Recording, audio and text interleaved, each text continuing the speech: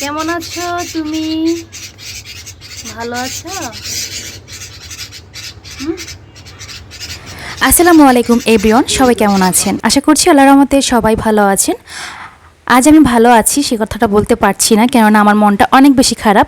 তার কারণ হচ্ছে, আপনাদের মনে আছে কিনা যারা ভিডিওটা দেখেছিলেন, আমি আগে একটা ভিডিও শেয়ার করেছিলাম, একটা পাখির ভিডিও।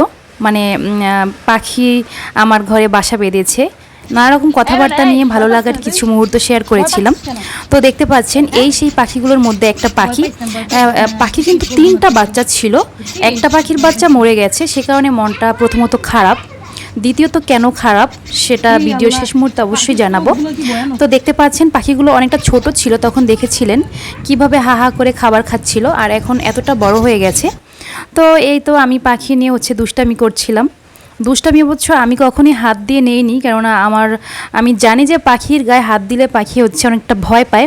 কিন্তু মারিয়ামের বাবা কে কার কথা শোনে, উনি মানে এটা ভেবেছিল যে বাচ্চাগুলো যে না খেয়ে আছে, ওরা বড় হয়েছে, ওদের খাবারের চাহিদার তুলনায় ওর মা বাবা যে এতটা খাবার ওদেরকে দিতে পারছিল না, যে কারণে মারিয়ামের বাবার খুব মায়া হয়েছিল।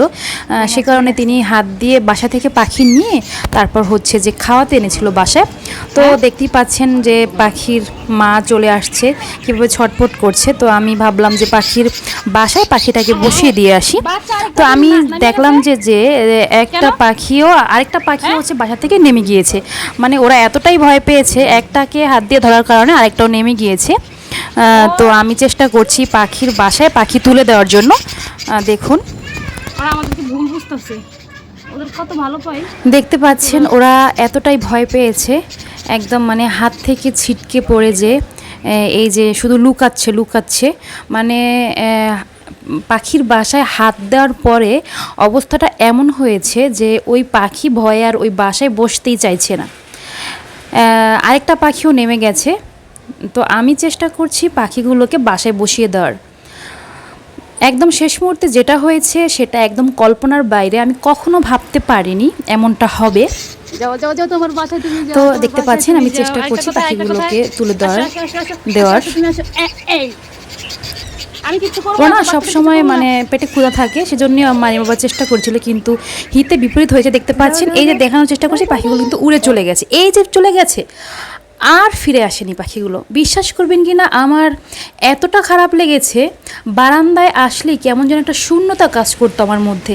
আমার অনেক খারাপ লেগেছে, মনে হয় যেন আমার রক্তের সম্পর্ক ছিল ওদের সাথে। কিন্তু কি করার আছে, আমার কিছুই করার নেই।